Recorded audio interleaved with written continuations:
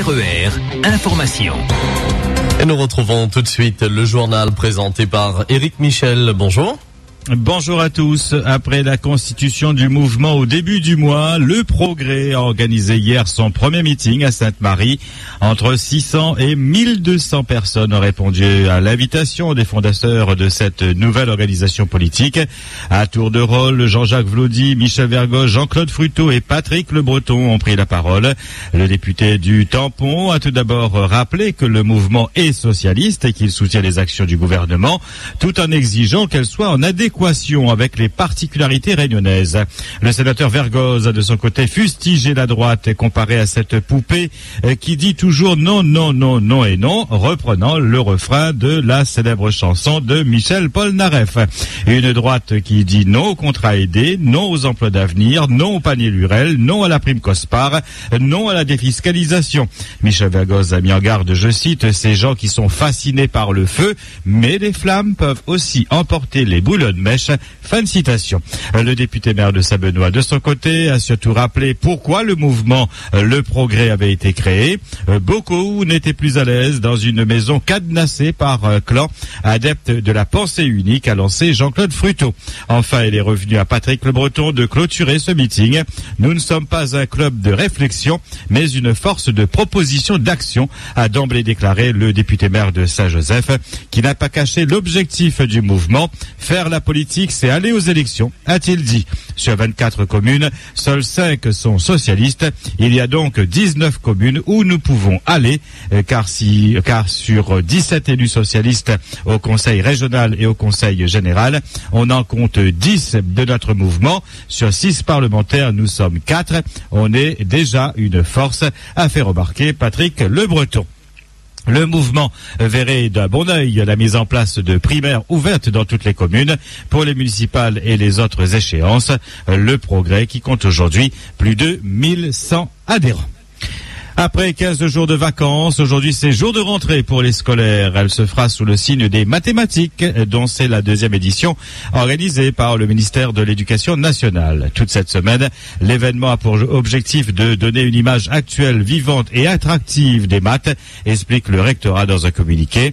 Le thème de cette année, mathématiques de la planète Terre. Rallye, olympiade, conférences sont quelques-unes des actions qui seront menées jusqu'à vendredi afin de valoriser cette matière dans tous les établissements scolaires. Depuis la semaine dernière, les députés ont commencé l'examen du projet de loi de refondation de l'école, un texte qui définit les grandes orientations pour l'éducation nationale avec la création de 60 000 postes sur le quinquennat promis par le président de la République. Élévation du niveau des élèves, la formation des enseignants, la conception des programmes, la notation des élèves, le redoublement, la scolarisation des enfants de moins de 3 ans ou encore en outre-mer, une adaptation des méthodes pour l'enseignement du français.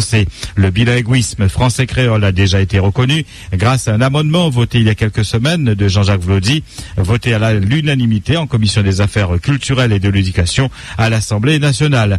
Il a fait également voter un 2e amendement qui assure qu'au sein des futures écoles supérieures du professorat des académies d'outre-mer, eh bien, les modules de formation seront mis en place. En clair, ces amendements co-signés par Jean-Claude Fruteau et Patrick Le Breton facilitent l'apprentissage du français en laissant les enfants s'exprimer en créole à l'école. Et vous, justement, qu'en pensez-vous? C'est votre question d'actualité. Faut-il laisser les enfants parler en créole à l'école pour mieux apprendre le français? Estimez-vous, d'une façon générale, que le Réunionnais maîtrise bien le français? Vos réactions et témoignages en direct sur le 47 2x33 et le 47 2x34 à 9h, 11h et 17h. Sur Facebook, rendez-vous sur la page RER Radio Officielle ou encore notre site internet www.rer.re. À peine livrée, la résidence Domaine de la Vanille, située rue de la Gare à Saint-André, provoque la colère de ses locataires qui se sont regroupés en collectif. Malfaçons, fissures, moisissures, pas de parking, ni d'ascenseur, pas de lumière, pas de digicode et la liste est loin d'être exhaustive. Première action du collectif, le lancement d'une pétition avant d'envisager des actions coup de poing contre des agences immobilières qui ont loué ou vendu ces logements. RER. Le corps sans vie d'un homme de 65 ans a été découvert hier aux alentours de 17h dans le lit de la rivière des Puits, sous le pont. La thèse du suicide est privilégiée. Une autopsie sera pratiquée aujourd'hui. Dernier voyage pour cet homme de 55 ans. Hier, en début de matinée, il a été pris d'un malaise à l'atterrissage d'un avion en provenance de Paris et Charles de Gaulle. À l'arrivée des secours, le passager était déjà décédé. Maison en feu hier après-midi à la chaloupe Saint-Leu. Les propriétaires étaient absents au moment du sinistre.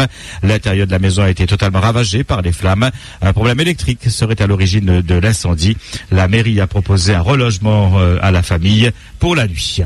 Disparition signalée à Bourg-Murat. Frédéric Dijoux, 35 ans, a quitté son domicile depuis jeudi, indiquant à ses proches qu'il a besoin de faire le point. Randonneur, il se serait engagé sur les sentiers du volcan. Sa famille est inquiète aujourd'hui et lance un appel à témoins. Frédéric est de type créole, foncé de peau, mesure 1m60 et de corpulence moyenne. Il a le crâne rasé et porte une petite barbichette. Le jour de sa disparition, il était vêtu d'un blouson polaire blanc aux bordures bleues, une chemise bleue et un jean bleu. Il portait aussi une casquette rouge.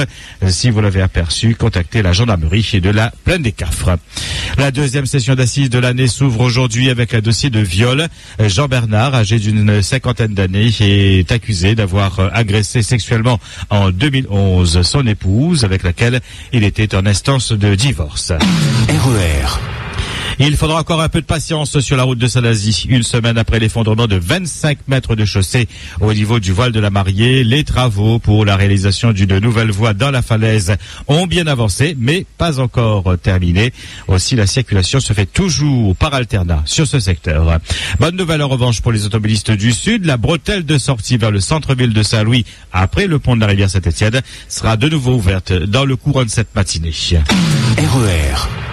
En sport, fin de la première journée des championnats de DAP et de division 2 régionale en football. Hier, victoire à l'extérieur pour l'US Sainte-Marie sur la Rivière Sport 2-1. L'USB s'est incliné à domicile devant l'Excelsior 1-2. Match nul dans le derby de l'Ouest entre la Saint-Pauloise et la Jeanne d'Arc 0-0. Samedi soir, rappelons que l'USST est allé battre la Possession 1-0. Match nul entre la Saint-Pierroise et la J Petite-Île 1-1. Et puis le week-end dernier, la Saint-Louisienne avait gagné face au Saint-Denis FC sur le score de 3-1. Au classement, en tête la Saint-Louisienne, suivi de l'Excelsior, de l'US Sainte-Marie et de l'USS Tamponnaises avec 4 points. En division 2 régionale, hier, défaite de l'AS Éperon devant Bras-Fusil 2-3. Aucun but de la rencontre, 3 bassins AS Redoute. Au classement, c'est le CS Saint-André qui est en tête avec sa large victoire samedi 4-1 sur le terrain de Vincent Doux. En Ligue 1, le Paris Saint-Germain a été tenu en échec hier soir par sa bête noire Saint-Étienne 2-2 en clôture de la 29e journée. Nancy de son côté a battu à la grande surprise générale Nice 1-0. Match nul entre Toulouse et Bordeaux 0-0. Au classement, premier le PSG 58 points, deuxième Lyon 53 points, troisième Marseille 51 points. En embuscade, quatrième place maintenant pour la Saint-Étienne 49 points. Et puis 5e place, Nice, 48 points. En Formule 1, le pilote finlandais Kimi Räikkönen a remporté hier le premier Grand Prix de la saison à Melbourne en Australie, devant Fernando Alonso et Sébastien Vettel. RER. 8h08 sur RER, c'est la fin de ce 5-8. Merci à tous de votre attention, de votre fidélité. Bon début de semaine. RER, la radio qui vous transporte sur toute l'île.